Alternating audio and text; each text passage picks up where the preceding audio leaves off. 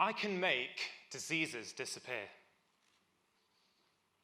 To be more precise, I can make chronic diseases disappear. You see, chronic diseases are the long-term conditions like type 2 diabetes, high blood pressure, depression, or even dementia. And there's 15 million people in England who have already been diagnosed with a chronic condition. So that means looking out amongst you now, there's probably about 250 people in here who have one of these long-term conditions. Just one of these alone, type 2 diabetes, is costing the UK £20 billion every single year. And I'm standing here before you saying, I can make these diseases disappear. See, I'm not a magician. I'm what the Americans call an MD. That's not a magical doctor. That's a medical doctor, or what I call a mere doctor. You see, the reason I can make diseases disappear is because diseases are just an illusion. Diseases are not real. In fact, diseases don't really exist. At least not in the way that we think they do. So 15 years ago, I qualified for medical school, and I was ready. I was full of enthusiasm, full of passion, ready to go out and help people. But I always felt that there was something missing. I started off as a specialist. I moved from being a specialist to becoming a generalist, or a GP. And I always got this nagging sense that I was just managing disease or simply suppressing people's symptoms. And then, just 5.5 years ago, came the turning point for me. You see, 5.5 years ago, my son nearly died. My wife and I, we were on holiday in France, and with our little baby boy, and she called out to me, said he's not moving. So I rushed there, and he was lifeless. I thought he was choking. So I picked him up, I tried to clear his airway, nothing happened, and I froze. See, she called out to me, my wife said, come on, we've got to get to hospital. So we rushed there, and we were worried because when we got there, he still wasn't moving. The doctors were worried because they didn't know what was happening. That night, he had 2 lumbar punctures because they thought he might have meningitis. And he stayed in a foreign hospital for 3 days. And what actually transpired was my son had a low level of calcium in his blood that was caused by a low level of vitamin D. My son nearly died from a preventable vitamin deficiency, and his father, a doctor, knew nothing about it. You see, as a parent, that is a harrowing experience. That never leaves you. But I was a doctor, I was his dad, and the guilt that stayed with me and is still here today, that changes you. So I started reading. I started reading about this vitamin deficiency. And as I started reading, I started to learn a lot of science that I did not learn at medical school. A lot of science that I thought, hey, this makes a lot of sense to me. So I started applying this science. I started applying it, first of all, with my son, and I saw the amazing benefits. So then I started applying it with my patients, and do you know what happened? People started getting better. Really better. You see, I learned how to resolve the root cause of their problems rather than simply suppressing their symptoms.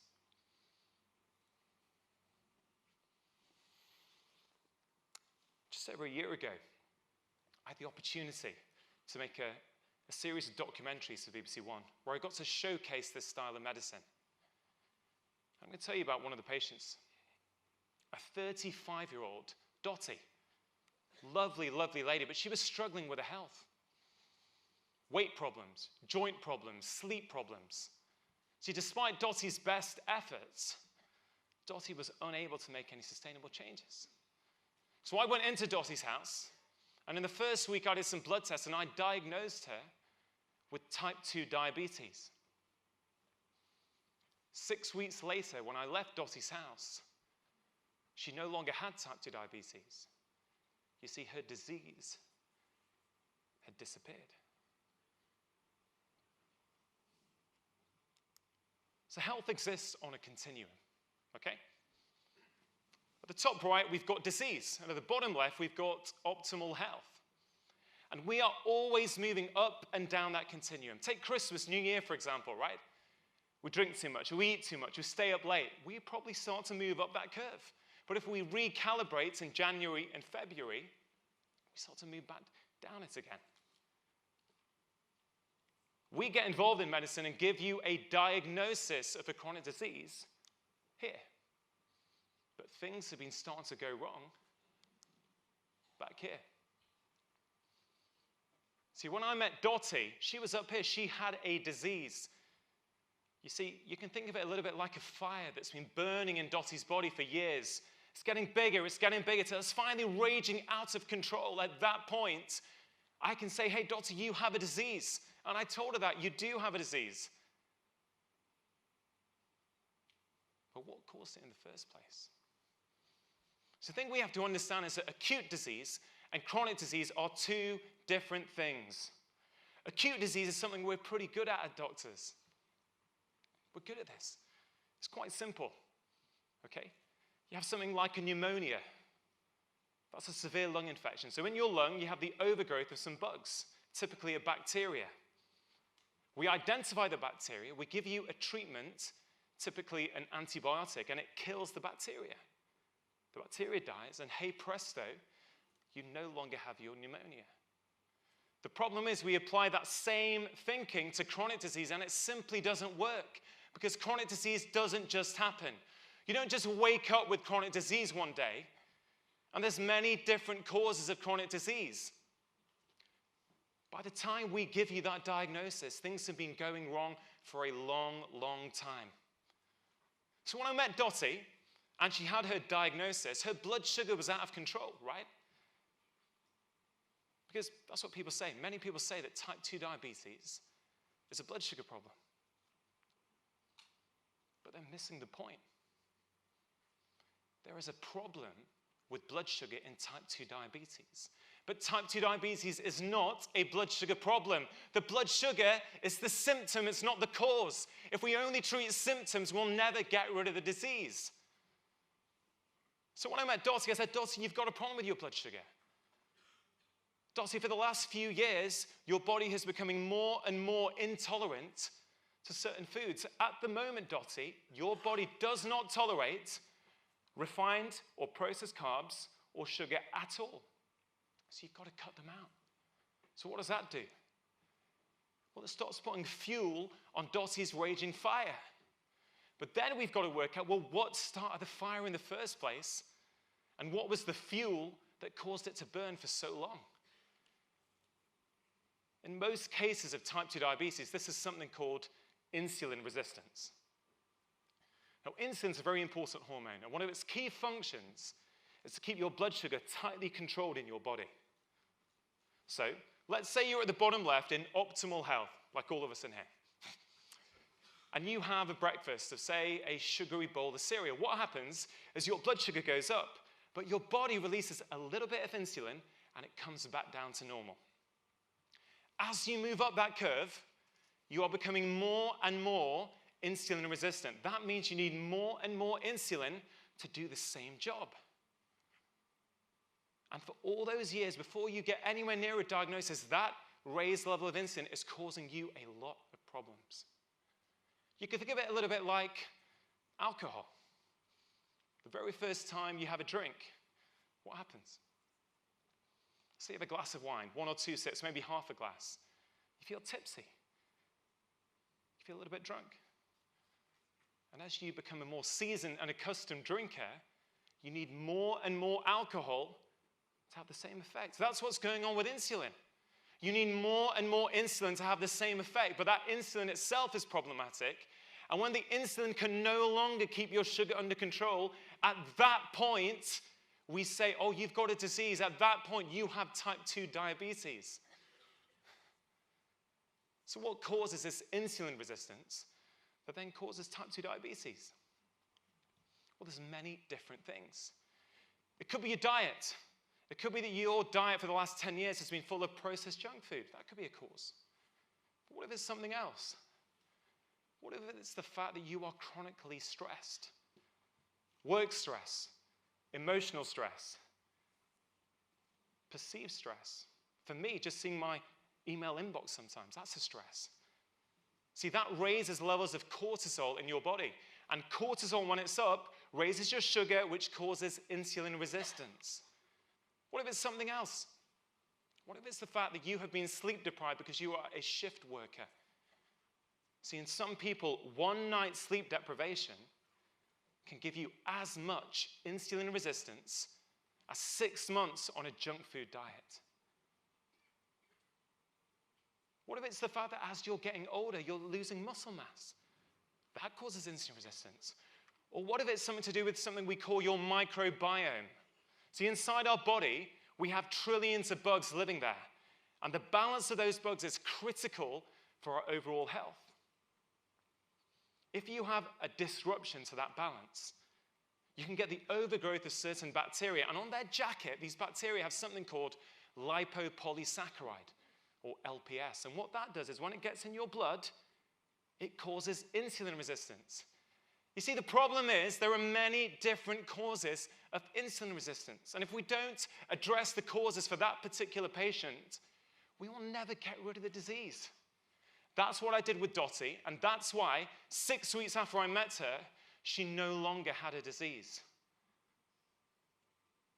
What about something else, completely unrelated? What about depression? You see, 1 in 5 people are going to get depression at some point in their lives. So what is depression? There's no blood test for depression. There's no scan for depression. Depression is simply the name that we give to a collection of symptoms. But what causes the depression? Well, we know that many cases of depression are associated with something called inflammation. Now, this isn't the same inflammation as if you trip up, you sprain your ankle, it gets red, it gets swollen, it gets hot for a few days. But this is entirely different. This is chronic inflammation. This happens when your body thinks it is under constant attack. Now, King's College London, 3 weeks ago, published a study on this. This is current, up-to-date stuff. Patients with depression, if they had high levels of inflammation in their body, they did not respond to antidepressants. If you take a step back, it sort of makes sense, doesn't it? Because an antidepressant is designed to raise the level of a chemical in your brain. But what if the cause of your depression is actually coming from your body and the inflammation that's in your body? Surely it makes more sense to address that. See, what causes this inflammation? Well, your diet plays a part in that. Your stress levels play a part. Chronic sleep deprivation, physical inactivity, a lack of exposure to the sun, which gives you vitamin D, disruptions in the gut microbiome. See, there are many different things. If we do not address the cause, we'll never get rid of diseases. Diseases are the symptom. What about something else? What about Alzheimer's disease?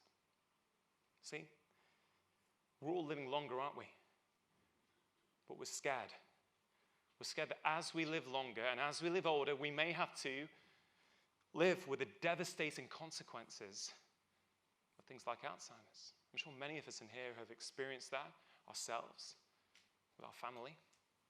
It's a heart-wrenching condition. And we, the doctors, we're scrambling around, aren't we, trying to find the cure. Well, there's a professor in San Francisco, Professor Bredesen, who's actually demonstrating that you can cure dementia. He's showing that you can reverse cognitive decline in his patients with dementia. And how is he doing that? Well, one thing he's not doing is he's not saying, well, all these patients in my office have got dementia, Alzheimer's disease. What is the cure? No, he's going the other way. He's saying, with all these patients, let's say 10 patients in my office, he's trying to work out what have been the triggers for the last 20 years that have ended up with this patient expressing themselves as dementia. And he identifies them, and he corrects every single one of them. And when he does that, guess what's happening? They are reversing their symptoms. They are no longer being classified as having dementia. It's a brand new way of looking at disease. It's looking at what is causing this disease in this individual patient. It's totally different. So what factors is he looking at? Well, he's looking at their diet. He's looking at their stress levels, their sleep quality, their physical activity levels, their exposure to environmental toxins, etc., etc., etc. Is this starting to sound a little bit familiar? See, what if all these seemingly separate diseases actually at their core share common root causes? See, we need to update our thinking. Our genetics are not our destiny. Our genes load the gun, but it's our environment that pulls the trigger. All these factors here, these are the factors that basically interact with your genes and determine how your genes are expressed. Whether you are in optimal health, whether you have a disease, or whether you are somewhere in between. Collectively, as a society, I genuinely believe we can do better, and we have to do better. Type 2 diabetes alone is costing us £20 billion a year. Just a 1% saving there would be £200 million. And I think we can do way better than 1%. In the United States today, the new generation of kids that are born have a lower life expectancy than the generation before them. Is this evolution, or is this devolution? You see, we need to evolve the way that we practice medicine. We need the medicine of etiology, not symptomatology. The medicine that asks why, not only tells you what. This is personalized medicine. This is precision medicine. This is progressive medicine. And actually, if you take a step back, this is preventative medicine in its purest form. We have got to stop applying 20th century thinking to 21st century problems. We need to take back control, empower ourselves, and re-educate ourselves away from our fear of disease and right back down the curve to optimal health. Because if we do, together, I genuinely believe that we can change not only our health, not only the health of our communities, but maybe, just maybe, we could start to change the health of the entire world. Thank you.